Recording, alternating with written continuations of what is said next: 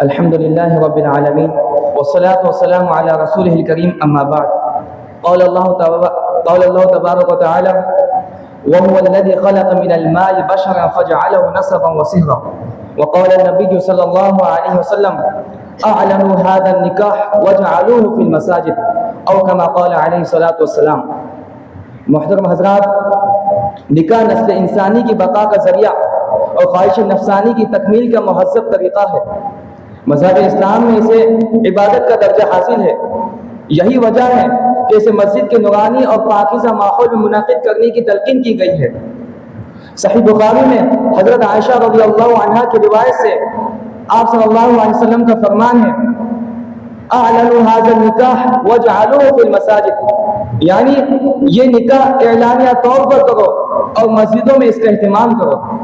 خود اللہ کے نبی علیہ السلام نے افضل المساجد یعنی مسجد حرام میں حضرت میمونہ رضی اللہ عنہا سے رشتے ازدواج منسلک کیا تھا. نیز اس پرمسرت موقع پر خطبہ مسنہ کے ذریعے اللہ تبارک تعالی اور اس کے رسول صلی اللہ علیہ وسلم کے حمد و ثنا، قول سدید اور تقوی کی نصیحت نکاح کے مذہبی تشخص کو اجاگر کرتی ہیں اور اس کی عبودیت کے پہلو کو عیاں کرتی ہیں. اس کے برعکس کفار کی یہ نکاح محض نفسرانی اور خواہش پرستی کا نام ہے، اس لیے وہ اسے رقص و سرور کی محفلوں اور معصیت کے متعفن ذرا ماحول میں اس کے تقریب کا انتظام کرتے ہیں. نکاح کی اہمیت میں اللہ رب العزت نے انسان کو رشتوں کی جس خوبصورت لڑی میں پرویا ہے، ان میں ایک اہم رشتہ عقد نکاح کے ذریعے زوجین میں طے پانے والی نسبت ہے. اللہ رب العزت نے اس رشتے کو نسبتی رشتے کے ساتھ مقام نعمت میں ذکر فرمایا ہے. چنانچہ سورۃ الفرقان میں ارشاد باری تعالی ہے: وَهُوَ الَّذِي خَلَقَ مِنَ الْمَاءِ بَشَرًا فَجَعَلَهُ نَسَبًا وَصِهْرًا. اور اللہ وہ ذات ہے جس نے انسان کو پانی سے پیدا کیا اور اس کو خاندان والا اور سسرال والا بنایا. نکاح اللہ کے نبی علیہ السلام کی مرغوب چیزوں میں سے ہے.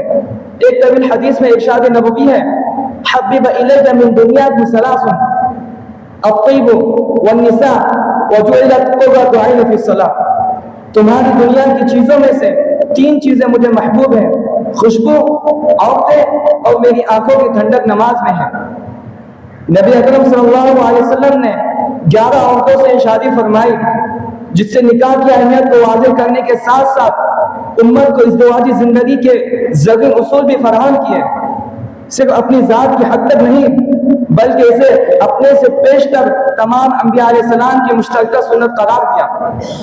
ترمذی شریف میں حضرت عائشہ رضی اللہ عنہا سے روایت ہے کہ اللہ کے نبی علیہ السلام نے فرمایا: اربع من سنن الانبیاء الحیاء والتعتق والسواک والنکاح. 4 چیزیں انبیاء علیہ السلام کی مشترکہ سنتوں میں سے ہیں: حیا، خوشبو، مسواک اور نکاح. صحیحین میں حضرت انس رضی اللہ عنہ سے روایت ہے کہ 3 آدمی آپ صلی اللہ علیہ وسلم کے ازواج کے پاس آپ صلی اللہ علیہ وسلم کی عبادت کے متعلق معلومات حاصل کرنے کے لیے آئے. جب انہوں نے آپ صلی اللہ علیہ وسلم کی کثرت عبادت کو سنا تو اپنی عبادت کو کم خیال کرنے لگے. ان میں سے ایک نے کہا: میں تمام عمر شب بیدار رہوں گا. دوسرے نے کہا: میں ساری زندگی روزے رکھوں گا اور کبھی افطار نہیں کروں گا. اور تیسرے نے کہا: میں عورتوں سے دور رہوں گا اور کبھی شادی نہیں کروں گا. اس وقت اللہ کے نبی علیہ السلام تشریف لے آئے اور ان سے فرمایا: انا واللہ انی اخشاکم للہ واتقاکم لہ لیکنی اصوم وافطر واصلی وارقد واتزوج النساء فمن رغب عن سنتی فلیس منی. اللہ کی قسم میں تم میں سب سے زیادہ اللہ سے ڈرنے والا اور اس کا تقوی اختیار کرنے والا ہوں، لیکن میں روزہ بھی رکھتا ہوں، افطار بھی کرتا ہوں، نماز بھی پڑھتا ہوں، آرام بھی کرتا ہوں اور عورتوں سے شادی بھی کرتا ہوں. چنانچہ جس نے میری سنت سے بے رغبتی کی اس کا مجھ سے کوئی تعلق نہیں. اس سے منشاء نبوت یہ تھا کہ انسان ان بشری تقاضوں کو پورا کرنے کے ساتھ بھی عبادت کا فریضہ بخوبی اور بکثرت انجام دے سکتا ہے۔ اس کے لیے طبی حوائج کی ترک کرنے کی ضرورت نہیں۔ نکاح چونکہ ہر امیر و غریب، مرد و زن کی یکساں بشری ضرورت ہے، اس لیے شریعت اسلامیہ نے اسے سادگی سے منعقد کرنے اور خواہ کے تکلفات سے دور رکھنے کی ہدایت کی ہے۔ شعب ایمان میں حضرت عائشہ رضی اللہ عنہا سے روایت ہے کہ اللہ کے نبی علیہ السلام نے فرمایا سب سے بابرکت نکاح وہ ہے جس میں کم تکلف ہو۔ بدقسمتی سے سادگی اور بے تکلفی کی اس اہم دینی ہدایت کو ہمارے مسلم معاشرے میں یکسر نظر انداز کر کے اس طبعی اور فطری عمل کو مشکل سے مشکل تک بنا دیا گیا ہے۔ متحدہ ہندوستان میں 10 صدیوں پر محیط اسلامی سلطنت میں چونکہ ہندو بھی بطور اقلیت کے مسلمانوں کے ساتھ رہے، پھر اسلامی حکومت کے زوال کے بعد سلطنت برطانیہ میں بھی دونوں قومیں ایک ساتھ رہی، اس لیے ہندوؤں کی بہت سی رسومات اور خرافات مسلم سماج کا حصہ بن گئی ہیں جو تقسیم ہند کے 73 سال بعد کا بدستور رائج ہے، جن پر عمل کرنا فرض اور واجب عمل کی حیثیت اختیار کر رہا ہے، اور وقت کے گزرنے کے ساتھ ساتھ ان میں اضافہ ہو رہا ہے۔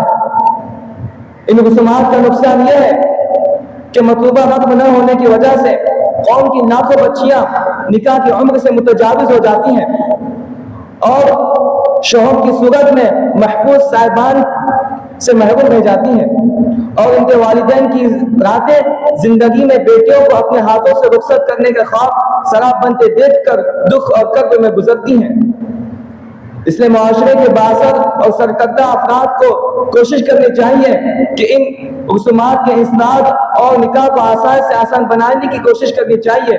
بس ایک شے کے ساتھ میں اپنی تقریر ختم کرتا ہوں۔ نکاح کو ہمارے گھٹیا رواجوں نے مشکل بنا دیا، نکاح کو ہمارے گھٹیا رواجوں نے مشکل بنا دیا، ورنہ اسلام میں نکاح کرنا تو بہت آسان ہے۔ وآخر دعوانا الحمد للہ رب العالمین۔